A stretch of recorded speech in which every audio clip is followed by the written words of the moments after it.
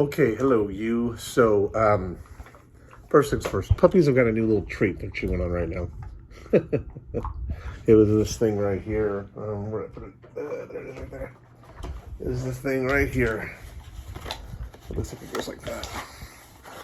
Unfortunately, there's only 3 bones in there, which is not convenient when you have 2 dogs.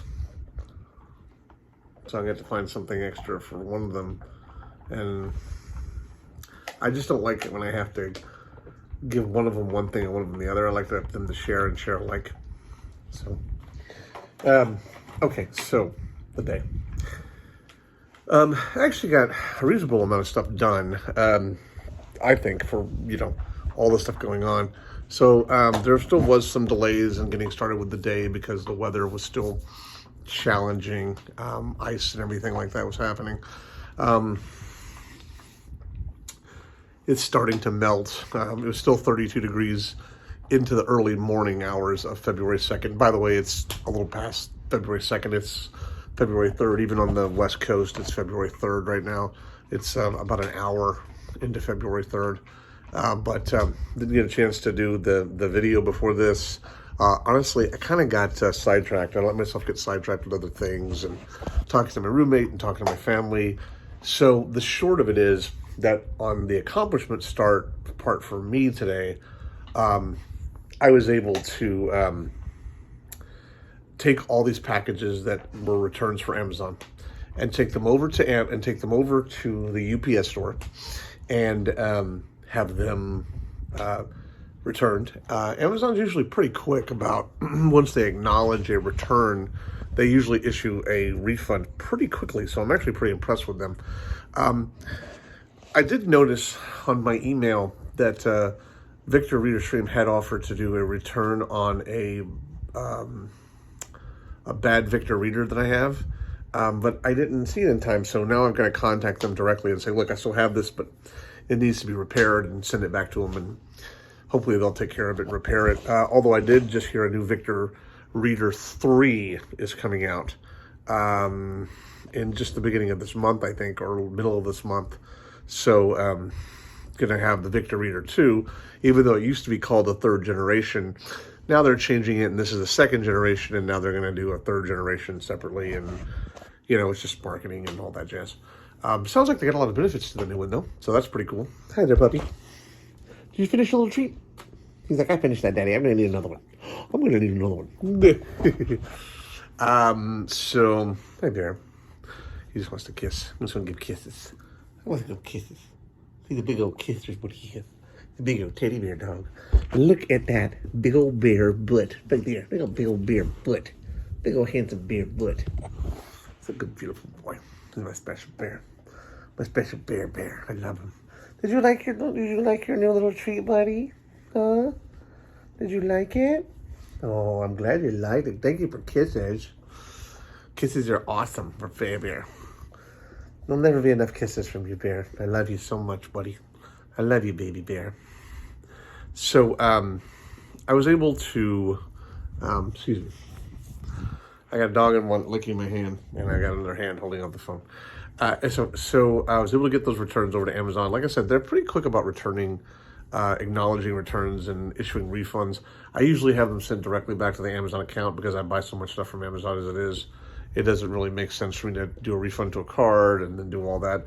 I'd rather just put it back on a balance, and I'm going to use it anyway because I'm a bit of an Amazon whore when it comes to buying products. Probably shouldn't in the interest of, big globalist type people. But Amazon kind of does some stupid stuff, honestly, in the way they handle their business. Excuse me, buddy. I have to switch hands, and I can't do it with too much Julie. I appreciate the kisses, though. I love you. This is a special boy. He's such a special boy. I love Bubba Bear. Little bear kisses on my hand. I gotta do this video clip, but I love you so much. He's so handsome. He's so special. He's so special. There's Simba. Simba's more special, too. There's Simba's more special, too. They're both so special. They're just so special. So, anyways, getting back to what I was saying, back in early December, first week of December, Simba's coming over and sitting. My daddy, got a good boy. Want to say hi? Want to say hi? He's like, no, Daddy, I don't like being on camera. I just like being close to you. I love you so much, baby Simba. You're a good boy. A good boy. Special boy.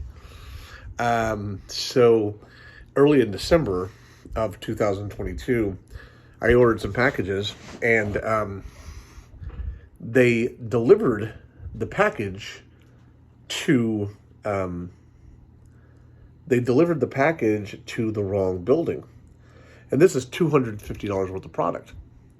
And so I called them within a matter of 30 minutes saying, look, you did not deliver this to my door. There's a picture. And I said, that's not my door. My door is not green. This is not my door. I don't live at this place. This is the wrong building. So go and tell them to go pick up the driver, because the driver couldn't have been more than 10 or 15 minutes away at this point. I had been trying to get a hold of them for, 20 minutes, and it took way too long for them to get on the phone. Customer service in the world has just gone to the stinker toilet. It's a big turdy toilet right now. So I said, call the driver, tell him he went to the wrong address, go pick it up and bring it to the right address. They said, and this is, I kid you not, they said, well, we have no way of doing that, so we'll just issue you a refund. I'm like, there's $250 worth of product out there that you could go and get and give to and return to me, and it would cost less in time for the driver to go back to the right location and pick it up than it would for you to give me the money. What are you doing, buddy? Calm down over there, okay? It would cost less for you in money to have the driver go back, pick it up, and bring it to the right address. And they were just, no, we'll just refund it to you. Now, to me, that's insane. That's just insane that you would... That's really poor business, in my opinion, and really costly business. And I don't know if they didn't do it because they honestly thought financially it wasn't worth it to send a driver back and to focus on going to pick up something that was misdelivered that was $250. Or if they honestly are afraid of their drivers quitting because they're like, I don't think I can do that again. I don't want to do it again. Oh, God. Me have to go back and do something over and fix it? I'm not doing that. So no, I wonder if they're so afraid of their drivers saying, screw you, I'm not going back to do it, that they would rather lose the money than try and tell their drivers how to do their job properly. Another example is something that they say was shipped off because it was a pickup return from me, and they're supposed to take it back and process a refund for me. Well, I called, not yesterday, but the day before yesterday, and I said, look, this item is still here. Not the information. So 2 days ago now, this is on January 31st, okay? January 31st, I called and said, look, so this return label that I have from Amazon says this thing is supposed to be picked up on January 31st and or by February 1st for return. And I need you guys to come get it. And this is at 3:30 in the afternoon, Central Time. And they get on the phone, and I call UPS about this, by the way. And UPS says, oh, it was already picked up. I'm like, no, it wasn't. He said, well, look in front of your apartment because the driver's already picked it up and he's already taken it back. And I said, it's sitting in my living room. It's not outside because it was raining and it's an electronic. I'm not going to put a thing that has mechanical and electronic things that can corrode and all that out in cold, rainy weather. That would be insane, and that would make me stupid or ignorant beyond belief. He said, no, he picked it up. I said, no, you didn't. He said, well, we'll have someone call you back about it, and then by 7 o'clock. This is now, I'm now more than 48 hours removed from having made this call, and no one has called me at all to schedule a pickup. And Amazon issues a refund for it. That's another $140 product that they issued a refund for. See, part of me is like, well, if Amazon wants to do crappy business like that, because that would make it $400 worth of product, that they have just said, okay, we got it, and we'll issue the refund and yada, yada, yada. and buying what UPS says, because UPS would be responsible for that now, I guess. So they can go sue UPS and say, "Give me my damn money. This is not what you were supposed to pick up. You picked up the wrong thing. You said you picked it up. We issued a refund for it. Where's our freaking money? Because we just lost money on you for not returning that." So they either have incredibly poor inventory management, not only at UPS, but also at Amazon, to the point. And Amazon, it was an Amazon driver, by the way, that delivered the first package in the early December. It was an Amazon driver. It was at UPS. This time was a UPS issue because they said they picked it up, and they most certainly did not. Amazon still noted that they got it, issued a refund for it. That's $400. No one's, and I'm not trying to keep it, by the way. I actually feel like a little bit of a dick. I feel kind of dirty in a way, because I'm like, this product is here. I'm not trying to keep it for free.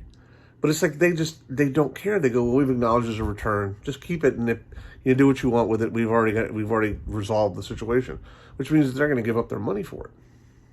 So we're edging on $400 worth of stuff that they would rather just call taken care of and write it off than to go get the product. And what I worry about is, what is it affecting the small businesses that are third-party businesses that are fulfilled by Amazon?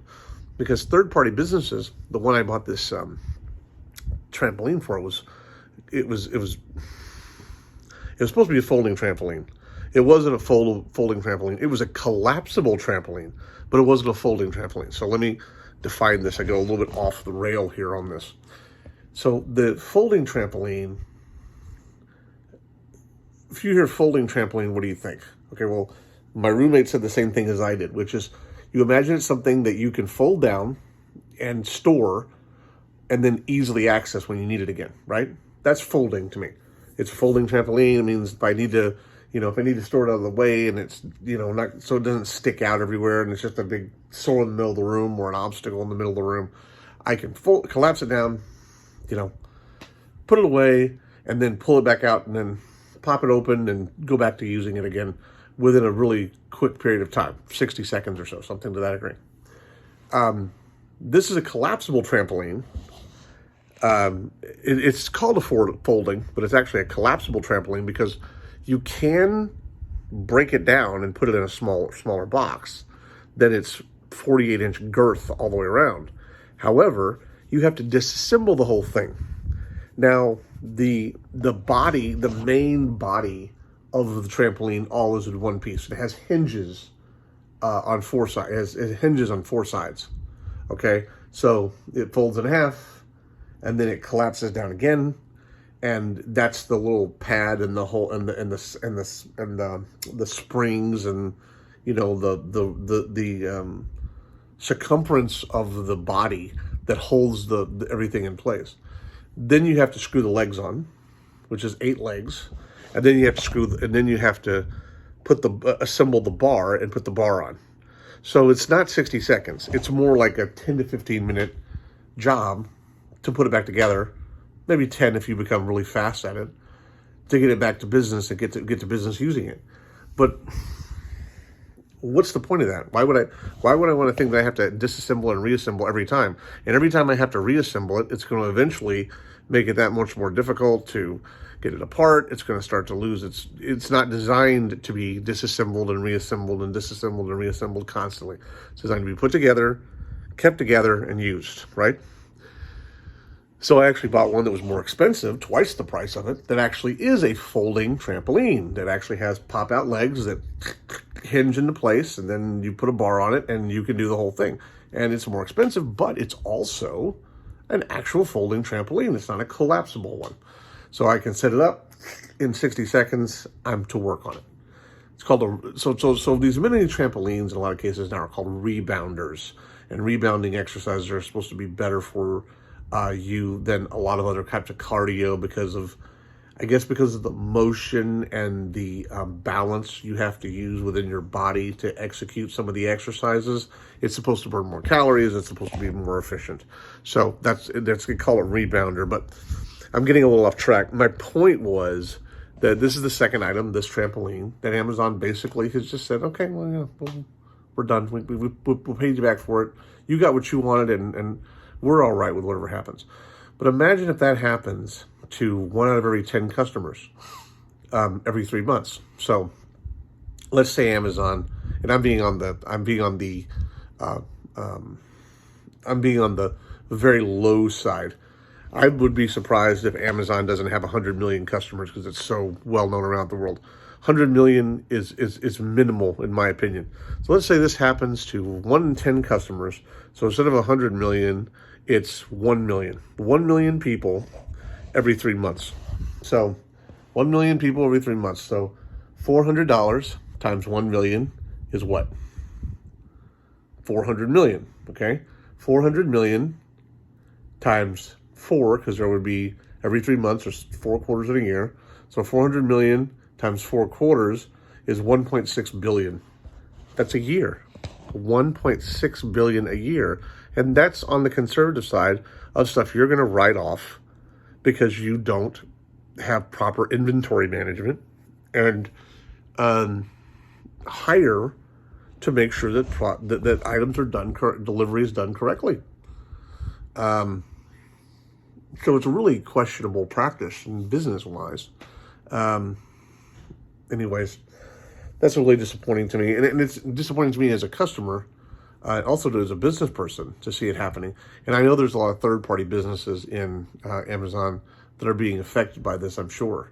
Because if they ship something off and Amazon says, we're going to write it off, I'm sure Amazon's going to make sure they don't lose their money on it. They may give back their little cut because it was returned, but if the product isn't returned, they're going to be like, no, that's your problem, not our problem. We gave the money back to the person. We didn't get our cut. We lost on the deal. You lose on the deal. If you didn't get the product back, well, that's not our problem. We gave them a return label, and UPS says it returned it. Sorry. But that's really sad and scary for small businesses to go through that. So anyways, I had 14 products. I actually shrink wrapped 3 boxes because they had to be packaged and taken to UPS. And then I had one that had a handle that was just a drop off and no box required. And then I stuffed my backpack with the rest of them. And it didn't damage them. I had it all, organized enough to where nothing got damaged. There's 14 packages, but one of them was actually my roommate's. But anyways, that being said, that was done. So I took that over there, and then I went over to the storage unit, and I grabbed some of these bins I have that are like half drawers from the regular Sterilite drawers I have. They're like half drawers, they're half the height, and it's like I'm going to use those for like, little electronics, dermatology care stuff, hair and nails type stuff, dental stuff. So kind of organized drawers for product and things that I'm going to use on a consistent basis. That way, I can kind of have a place for everything and everything in its place. And so I ordered some of this pluckable foam, which I'm not actually as impressed with this particular one that I got because it seems like it's much more fragile and tears apart way easier than the other stuff, which quite frankly was better.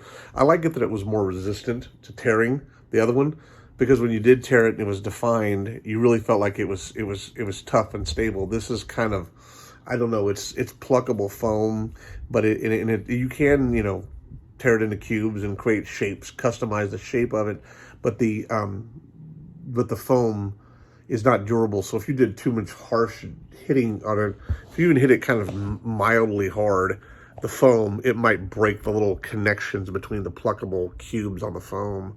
So I don't really like that as much. It was $32 for a stack of 3 of them, which is a little pricey considering how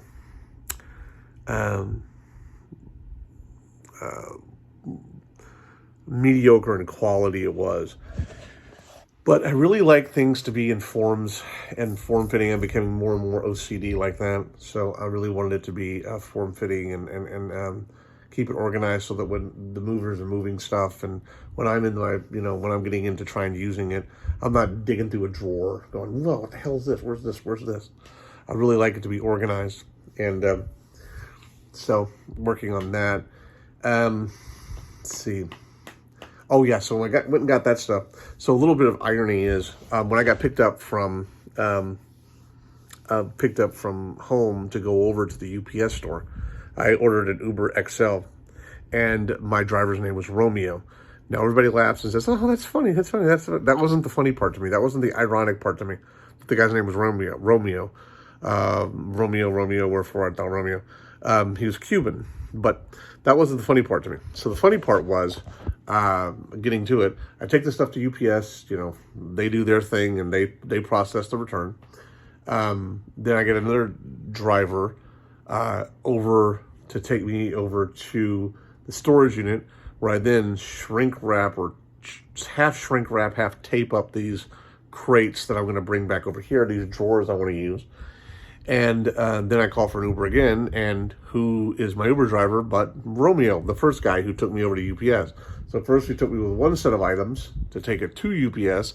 Then he picks me up from my storage with another big collection of stuff to take me home. So it was kind of funny that he was my to and fro. It was almost like having a private driver for the day, even though he didn't wait for me. But that was a piece of irony. So my mom and my brother, they still haven't gotten electricity back in their home since all this stuff happened. Fortunately, they're in a hotel tonight into today. But Austin Energy, the city of Austin, which has really gone downhill. I mean, in the last, it's really been happening for the last, I would say 15 to 17 years, but it's going even further down now. It really has degraded from what Austin used to be years ago. And even the energy is not reliable anymore. And everybody's too, it's like they're sassy and like they want like everything their way. Like, oh God, everything's gonna be my way. And it's gonna be diverse. It's gonna be this and this and that. And it's that bullshit propaganda. It's not really true. They don't want equality. They want, superiority over people by trying to make them feel guilty for being alive and being who they are, because they think that, guilt, it's passive aggressive bullshit, basically is what it is. You need to feel bad because I don't get what I want. Well, tough shit. Welcome to a life. But anyway, they're meek and they don't and they're not leaders. And as a result of it, nothing happens. So they originally told customers like my family, they told them, well, we should have this all fixed up on Friday. Well, today, Thursday the 2nd, that this was, they found out on the news. It said, well, we don't know when it's going to be done, but we're working on it. It just means there's no leadership, and they really don't know what they're doing anymore in leadership, and they don't have any real solid requirements in their staff.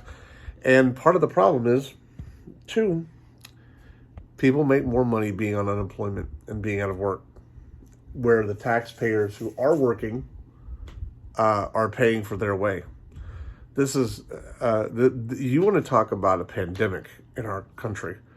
It's an illness in our country to constantly pay taxes to support other people's lack of desire to contribute to society. That's a major pandemic in this country. And it's destroying us. It truly is. They say, well, unemployment claims are down by, a certain number of thousands or whatever from last month or whatever, but there's also fewer jobs too. So that means that the people who have jobs are keeping them, because if they want a job and they want to afford their homes and afford their whatever else, they're sticking to their jobs because jobs are disappearing like that. It's not like they can shift from job to job. There's no, motion in jobs anymore. And it's becoming harder for people.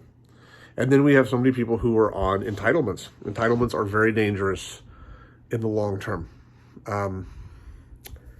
That's a whole other conversation, but they're very dangerous in the long term for people. They create dependence. They don't create independence. And that's not good for society. But anyways, Austin Energy has no real solid plan. We'll be done and back and running by Friday. So they had to go pay $240 for a hotel. because their insurance has a $500 deductible before they will step in and help pay. So, this is the problem that's happening in this country, and my family can't afford it any more than anybody else can.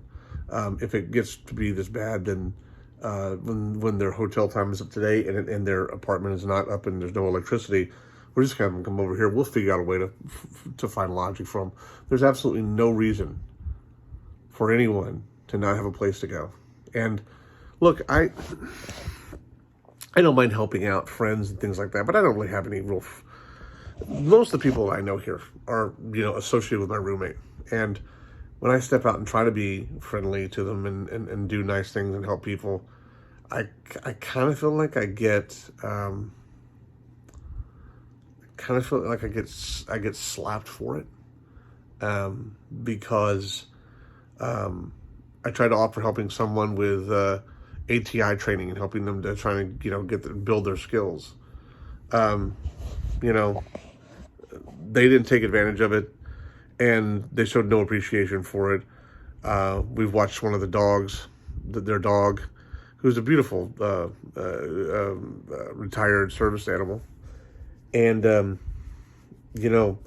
I don't know if they get the wrong information from my roommate or if they make an assumption, but 90% of the time I was taking this dog out and, walking him and feeding him. And that's not to get credit for it. But I suppose my point is that if you're going to do something nice to say thank you for helping, thank both people that are in the residence. Don't just thank one. Because in this case, they're like, well, we'll buy lunch for her when we're at work or something, instead of offering to buy lunch for the two of us on a Saturday or something like that. That's all I'm saying. I don't even care if you divide the credit equally among us, no matter who did most of the work. I just don't think it's right to reward one over the other when they were both present in the home doing things. And I've tried to be friends and friendly, and even when all this bad weather hit and stuff like that, I said, I hope you guys are doing well, hope you guys are safe and warm. I got no response, but they were talking to my roommate. But never said anything in response to me like, hey, thanks for the well wishes, thanks for being there, anything like that.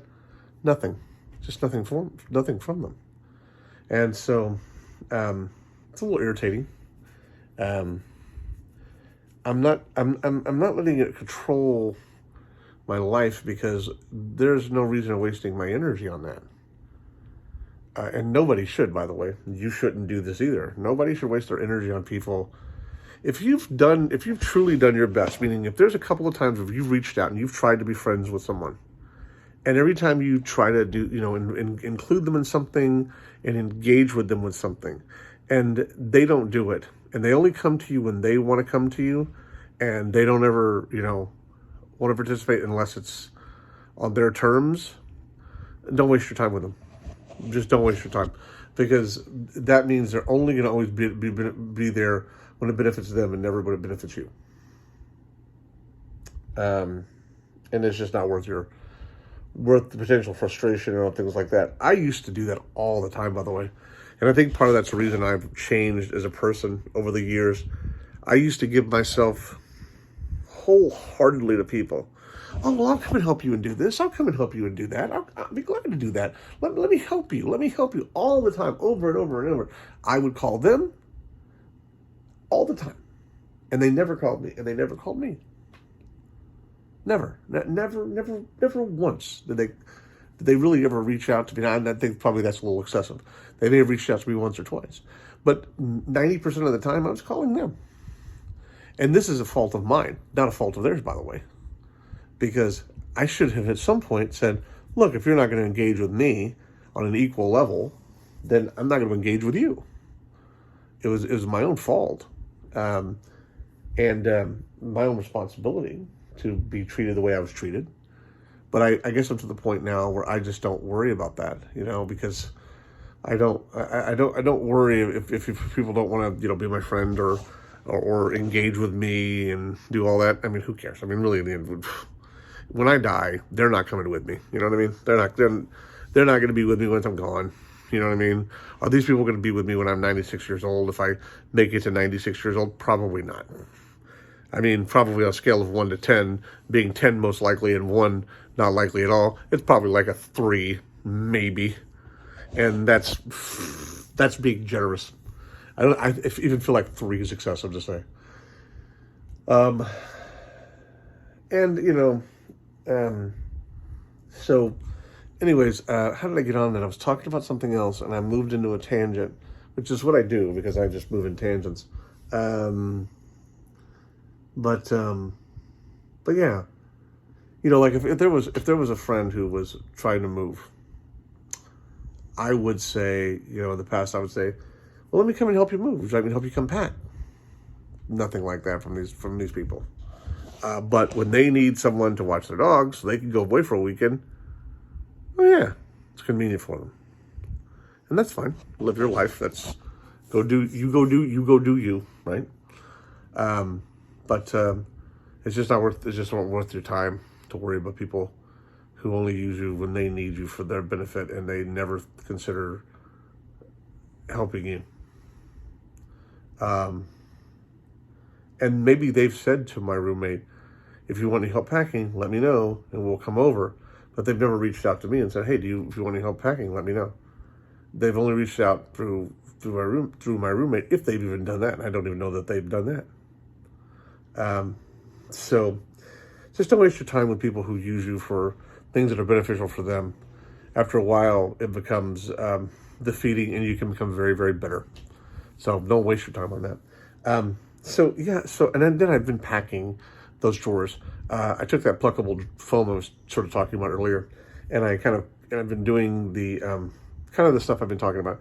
I organized like a dental drawer with the dental items that I have. I organized a drawer with let's see, what was it? The other one was like facial, like dermatology type things, like devices, like a red light device you use on your face to try and help reduce fine lines and wrinkles, because you can tell I have I'm sure I have crow's feet and all that jazz. Like I'm 40 years old, so if I live in exhaustion on a constant basis. So I was organizing those drawers with that pluckable foam, and that was pretty much the day. Oh, and my mom and my brother did finally get into a hotel, and we were talking about Austin Energy. That's what it was. So they're finally in a hotel. Austin Energy doesn't know when they're going to get them back into their homes. I really did figure out where I was at before. I know the electricity went on a number of people around the area that know my roommate and work with my roommate and stuff like that, but that have come to parties that we've hosted here. And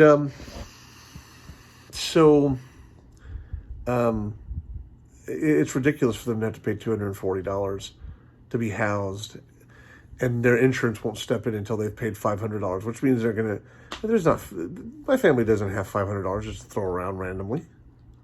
But at least they're in electricity right now, and they're safe and they're warm. Thank God. Really, thank you, God. I'm glad they're somewhere safe. At least I hope that they're safe and they're sound and they're resting well. I just love my family so much, and they mean the world to me. This family right here means the world to me. Look at those two. Look at those two beautiful boys. That's my family. I'm proud of my family. I'm proud of my beautiful boys, Amadeus and Simba. I'm proud of my mom. I'm proud of my brother. I'm very grateful for them. I'm proud of my Marie. She's more than I call her my roommate, but she's more than a roommate. She's a very important person in my life. And I love these people. They're very important to me, and to the point where I would do anything for them. I don't say this in jest as a melodramatic thing, because I know it can be construed as that. But I really, quite literally, would die for them. I would die for them. Time on this plane of existence is finite. I don't know what's after it. I don't know if there's anything after it. I really don't know. I don't know what to believe anymore. I know that there's something greater than us, but to what extent we join that consciousness, or in what form our consciousness exists after this plane of existence, I don't know. But I know that, 50 years I'll be gone. 50 years or less I'll be gone. And I don't want to be buried in a coffin. I don't want to be in a coffin. I don't want to be under a bush of ground rotting with the remains of my mortal coil, rotting underground. I would rather be cremated and then have the ashes of my dogs, my Simba, my bear, my baby lion, my baby bear. I'd rather have the cremation from them and my cremation mixed together, and then spread across a mountaintop, and then let the wind carry us wherever it will.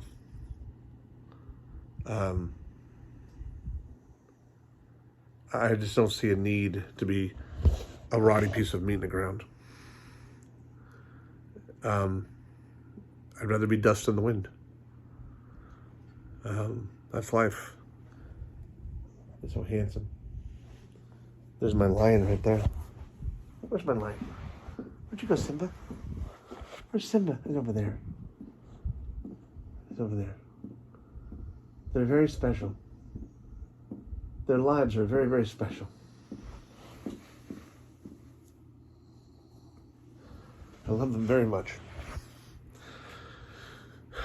I'm grateful to God, the universe, whatever has created this moment in time and these moments I'm living, for the opportunity to live them. Okay, so hope you had a great day on the 2nd, leading into the 3rd. Computer, stop. God bless you deeply. God bless you and your family. Stay safe and warm. I hope you're in a safe place, a happy place, and be well. And I will see you soon. Good night.